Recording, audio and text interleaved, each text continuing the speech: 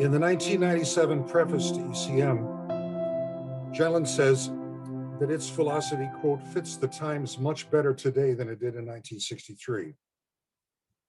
Most philosophies and most disciplines, he says, are now on the brink of it.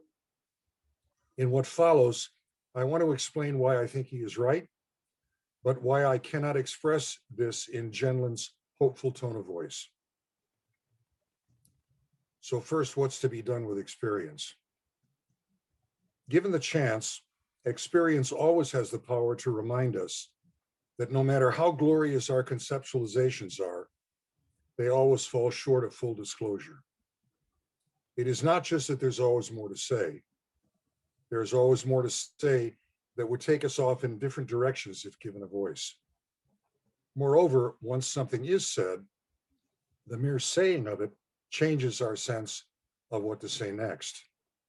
Experience, says Gendlin, is always experiencing. That is, an unfinished process of meaning explication.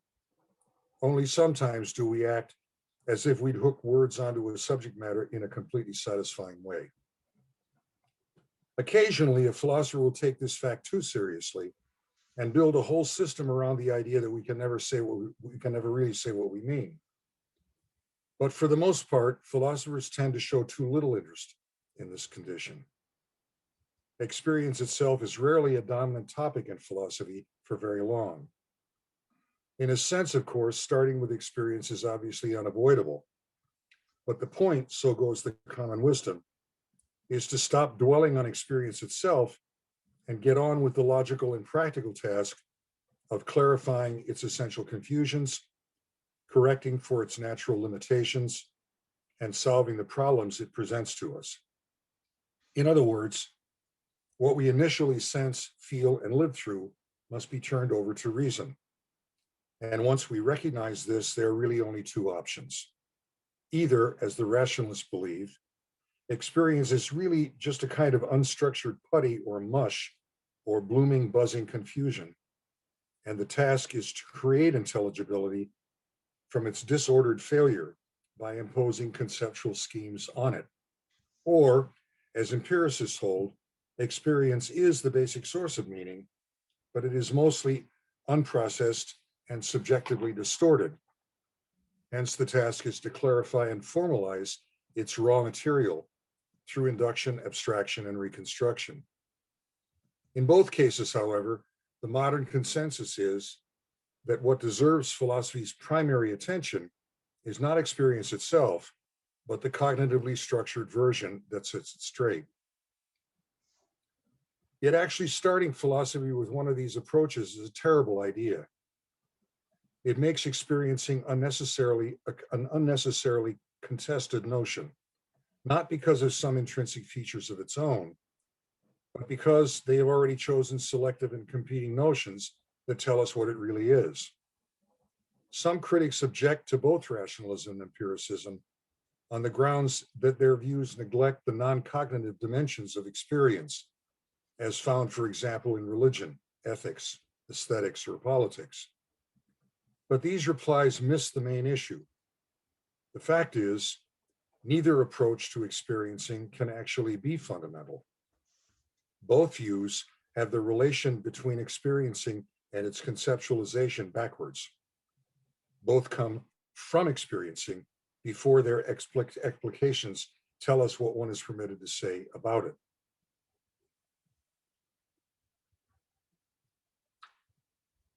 I will return to this backwardness in a moment. But first, it is important to be clear about how to access the viewpoint from which both this backwardness and the fact that it is so easily ignored can be understood. Gendlin addresses this issue in several articles. In one, he analyzes the once popular theory that every reference to self, subjectivity, or inwardness is really a sign of narcissism. In another, he reviews the allegedly scientific literature that seems to define our lives as if they were entirely a function of socio-historical conditions. Yet instead of criticizing these theories, Gendlin grants that life sometimes can feel precisely the way these theories depict it. But then he asks whether there aren't lots of experiences which would seem deeply mischaracterized by the ideas of hopeless self-absorption or social conformity. What makes Gendlin's question powerful is that it calls for something more than just opposition or critique. It amounts to a refusal on phenomenological grounds to follow the usual practice of privileging conceptual schemes over experience. Experiencing, he says, must stop dancing to the tune of philosophy's rules of intelligibility. These rules demand, in Gendlin's phrase, a full turnabout from experiencing, such that the complexities and intricacies of life are made to seem derivative from imposed ordering forms. It is high time for this turnabout to cease dominating the philosophical conversation and for experiencing, that is, the whole process of living through life, to be restored to its rightful priority. Gendlin sometimes calls this restoration another Copernican revolution, that is, an undoing of the modern reversal of life and reason, initiated by rationalism and empiricism and codified in Kant. The point is to start over with a refreshed awareness that all schematizations emerge selectively from and out of the course of experiencing. Phenomenologically speaking, experiencing is not yet any of those conceptually pared down experiences that we call sensible intuitions, sensations, sense perceptions, pure subjectivity, unobservable inwardness, raw feeling, or whatever. Wilhelm Dilthey has a nice way of putting this. To understand experiencing in its own terms, he says, one must resist the temptation to go conceptually behind it. That is, to always think of experiencing in some preconceived way. The German verb erleben means what it says.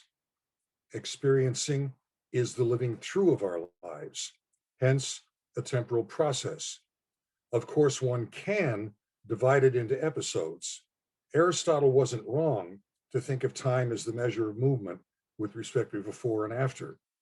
He was only wrong to think that once having conceived it so, he had grasped the universal truth about time as such. Here is the root of Gendlin's sense of kinship with phenomenology. It is always possible to restrict one's interest to one line of life concern. For example, a scientific concern to develop predictive knowledge of our surroundings, or to create an algorithmic language for ICT. But phenomenologists try to stay where we originally are, namely dwelling experientially in the movement of conceptualizing, and thus remain open to purely descriptive studies of any articulation.